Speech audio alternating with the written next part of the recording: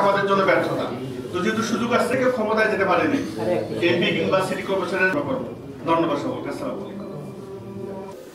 আজকে আমাদের এত দুর্ভাগ্য যে আমরা এখন পর্যন্ত রংপুরের মানুষকে সচেতন করতে পারছি না, সজাগ করতে পারছি না। তো এখানে আমরা যদি চিন্তা করি যে এই সব সমস্যা রংপুরের রাজনৈতিক, সামাজিক, বিভিন্নমুখী সমস্যা যেগুলো আছে সেগুলোকে যদি আমরা সামনে রেখে এগুলো যদি জনগণের সামনে তুলে ধরি, আপনারা যারা প্রিয় আমার ভাই এখানে আছেন, আমি জানি যে আমার সাথে আপনাদের দীর্ঘদিনের চলাফেরা, ওঠা বসা, এখানে অনেক সাংবাদিক নাই যারা প্রয়াত হয়ে গেছেন, তাদের সাথেও কিন্তু আমার উঠা বসা ছিল।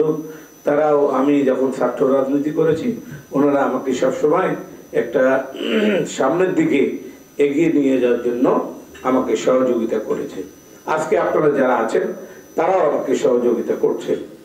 কিন্তু রংপুরের যে এই চালচিত্র, রংপুরকে যে আমরা ধ্বংস করে দিয়েছি যারা রাজনৈতিক নেতারা, আমরা কিন্তু তাদের বিষয়ে আমরা এখনো সমাজের কাছে এই সমস্যাগুলো তুলে ধরছি না।